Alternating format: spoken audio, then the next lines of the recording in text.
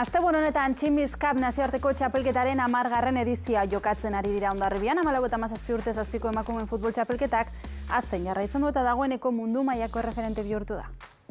Nire ametsa Tximis Cup bezalako txapelketak jokatzea zen. Eta gaur egun nire ametsa betetzen dut beste bota batzuetan, ez? Futbolean umetatik lehiatzeko aukerak ematea, horixe du oinarri Tximis Cupek.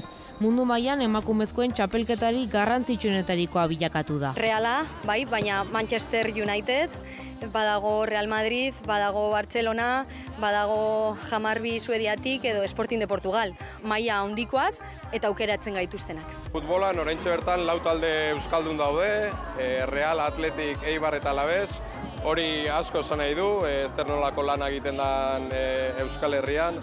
Horrela ikusten dira lehenengo mailan jokalari gazteak iristen eta oso prestatuta. Bidea baina pausoz pauso egin behar da. Ikusten dugun Aiararen kasua oso polita, baina Aiararen kasua berezia da, ez? Azkenean jokalari bakoitza bere bidea dauka.